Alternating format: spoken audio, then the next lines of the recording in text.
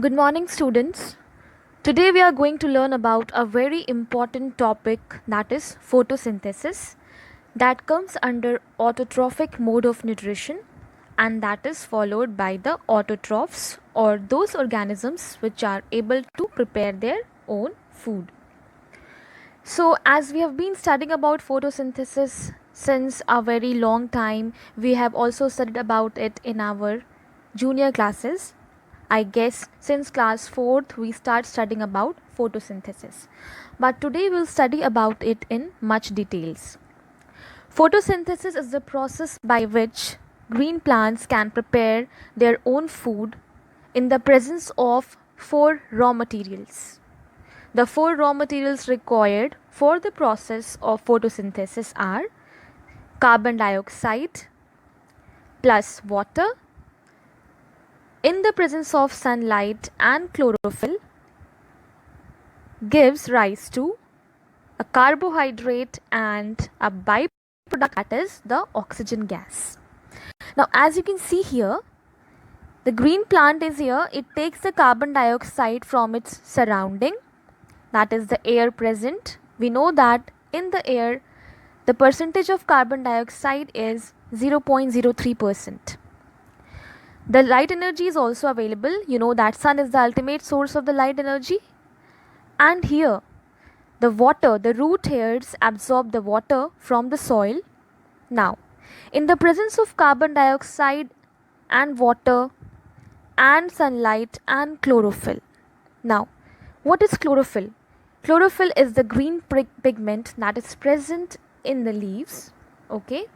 And this chlorophyll pigment is present in the chloroplasts. You all know that the chloroplasts are nothing but the cell organelles which are found in plants, and these chloroplasts are the site where chlorophylls are present. The most important function of chlorophyll is to capture or absorb the light energy and utilize that light energy for the synthesis of a carbohydrate. The simplest form of carbohydrate which is synthesized is called as glucose, and the formula is C6H12O6. So, if we are supposed to write the photosynthetic equation, then we can see here in the next slide. So, what are the raw materials which are required for the process of photosynthesis and for the green plants to synthesize sugar or carbohydrate? These raw materials are carbon dioxide, as you can see here, CO2 plus water, that is H2O, in the presence of sunlight and chlorophyll. All these four raw materials combine to form C6H12O6, that is a sugar or a carbohydrate, or you can say the simplest form of carbohydrate, that is glucose. Plus oxygen gas is also released. So, the green plants are also called as transducers. The green plants which perform photosynthesis are also called as transducers. Now, what does the word transducer mean? Trans refers to the transformation or the change or the conversion of one form of energy into the other. As you can clearly see here that the sun's energy or the radiant energy of the sun is converted into the chemical energy of food in the presence of, with the help of chlorophyll, right? So that is why, since green plants are able to convert the light energy of the sun into the chemical energy of food with the help of the required raw materials, okay, and thus sugar or glucose is synthesized at the end of this equation. So green plants are here called as transducers.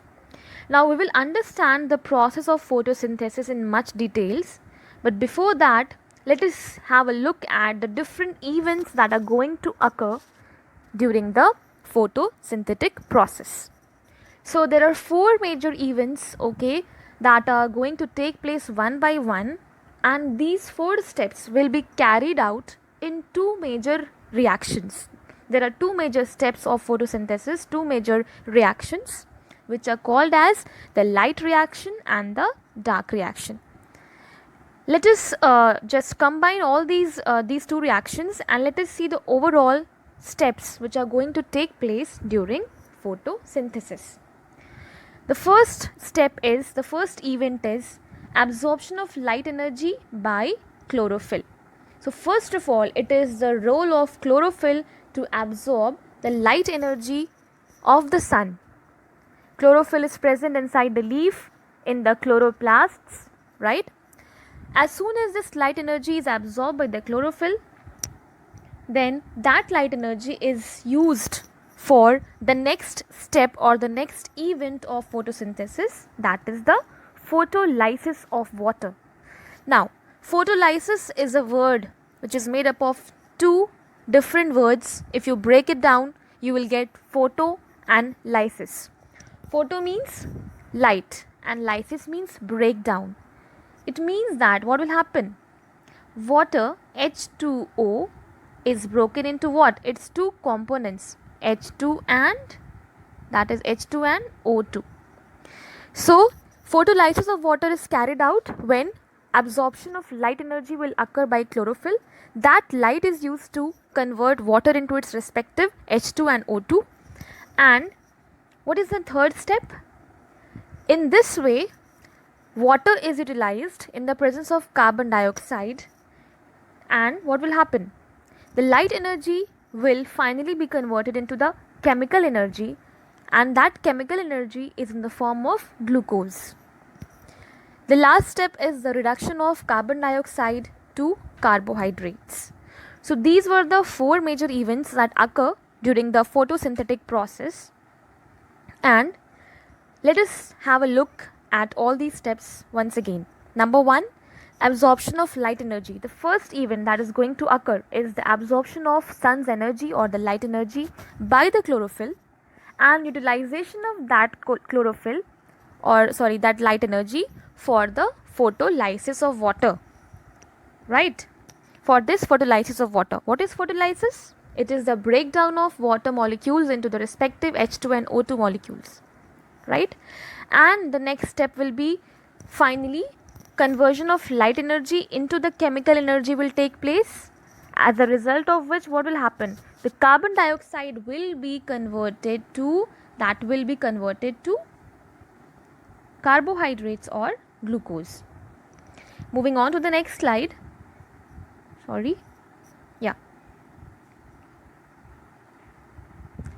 Yes, now when we study about the light reactions and the dark reactions, let us know about some of the important terms that you need to know when you are studying the leaf structure. Why do we need to know the leaf structure? Because we know that the chloroplasts are situated in the leaf, but where in the leaf?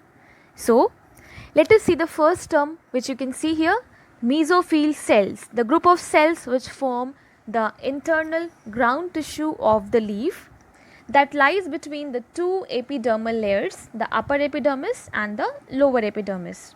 Means mesophyll cells are the cells which together form the internal ground tissue of the leaf, and this particular mesophyll cell that is present between the upper epidermis and the lower epidermis. Now the question arises, what is epidermis? You have already studied about it in class 9th. Epidermis is nothing but the outermost layer of the leaves which act as a protective covering. So the mesophyll cells are the cells which together make up the ground tissue of the leaf, and these mesophyll cells are present between the upper epidermis and the lower epidermis. The mesophyll cells are of two types, palisade mesophyll cells and spongy mesophyll cells. Now let us look at the structure of a leaf, the detailed structure. We know that most dicot plants which have got two cotyledons, they have two types of mesophyll. The mesophyll cells which are present just below the upper epidermis are called as the palisade mesophyll cells. As you can see here in the structure, the palisade mesophyll cells are elongated cells which are placed close together, and these have a huge number of chloroplasts.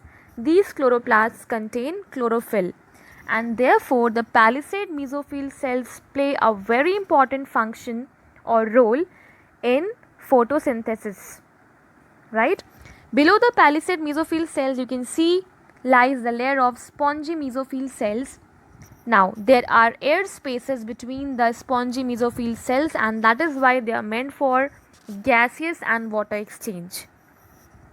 Moving on to the next slide, as you can see here, this is again the cross section of a leaf where we have the upper epidermis layer. Below the upper epidermis lies the palisade mesophyll cells. Then we have here the spongy mesophyll cells. There are air spaces also present. Now, in the layers of the lower epidermis, as you can see, we have got the stomata and the guard cells. So, I hope this structure is clear. This diagram also supports the same structure, that is the leaf structure. You can understand it much better here because the diagram is very properly labeled here. This is the upper epidermis, as you can see here. Just below the upper epidermis we have what? We have got, as you can see here, we have got the palisade mesophyll cells, right? Then we have just below the palisade mesophyll cells we have got the spongy mesophyll cells, and there are air spaces here. So these air spaces, what they will do? They help in the gaseous exchange. And just below the spongy mesophyll cells we have got the lower epidermis. In the layer of the lower epidermis, we also have got the guard cells and the stomata. Now, moving on to the next slide. Yes, now we need to study the structure of the chloroplast also in order to understand the light reaction and the dark reaction, because we have to know that what is the exact location inside the leaf, inside the chloroplast, and where do these reactions occur inside the chloroplast. Again, we have read in class 9th about the structure of the chloroplast, and you might remember that the chloroplast is a double membranous structure having an outer membrane and the inner membrane. You can see the green coin like structures are piled up, and these are called as granum. You can see these coil structures one above the other. These are coin like structures placed one above the other. Together they are called as granum.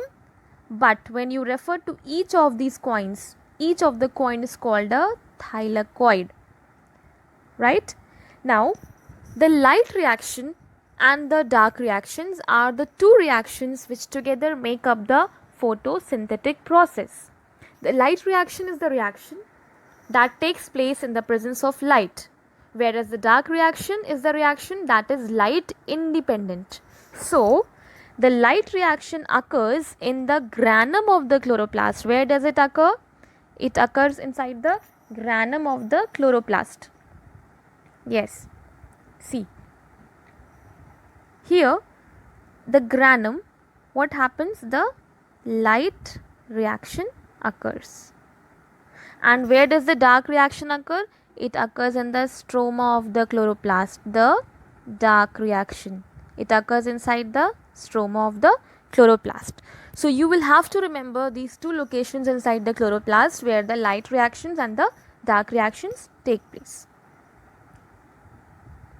Now, students, let us summarize photosynthesis in the form of two reactions which take place one after the other. Photosynthesis is nothing but it is a clubbing up of two reactions. These are the light reactions and the dark reactions. As you can see on the screen, the light reactions are the reactions which require light to produce two important organic energy molecules. These are ATP and NADPH. So, the product of light reaction is what? Two molecules are synthesized after the light reaction occurs, and these are ATP and NADPH. ATP, as you all know, is the energy currency of the cell, that is the adenosine triphosphate, and NADPH is nicotinamide adenine dinucleotide phosphate. Okay, so nicotinamide adenine dinucleotide phosphate. I will write here for you. Just a minute. This is wait a minute. Yeah. So We have this here.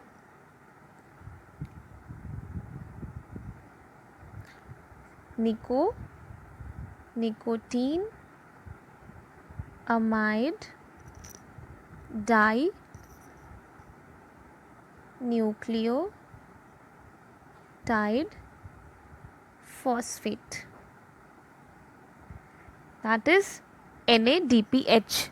ATP is adenosine triphosphate and NADPH is nicotine amide dinucleotide phosphate. Now, only when the light reaction will occur and it will produce the two organic energy molecules, that is ATP and NADPH, only then what will happen? These two energy molecules will be used to carry on the dark reaction. Until and unless this NADPH and ATP is produced, the dark reaction cannot take place. So, the light reaction and its molecules formed will help to carry on the dark reactions. The dark reactions are the reactions which are light independent. No light is required for carrying out these reactions, and the dark reaction utilizes the ATP and the NADPH molecule to produce what? To produce carbohydrate or sugar. What happens by these molecules? These molecules, what they will do? The ATP and the NADPH molecule will help in the conversion of carbon dioxide into carbohydrates. So, ATP and NADPH are the products of light reactions which will be required or used up by the dark reaction to produce or to convert, to reduce carbon dioxide into carbohydrate, that is C6H12O6.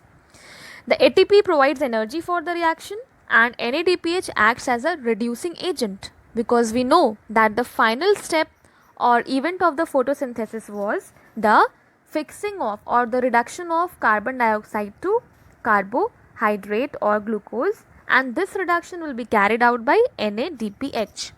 So, I hope this particular process of photosynthesis is clear to you. Coming on to the light reaction. The light reaction occurs in the grana of the chloroplast. It produces ATP and NADPH. Now, what is a dark reaction? It is a light independent reaction. It occurs in the stroma of the chloroplast, and in this reaction what happens? The CO2 molecules are reduced to or converted into the molecule of sugar.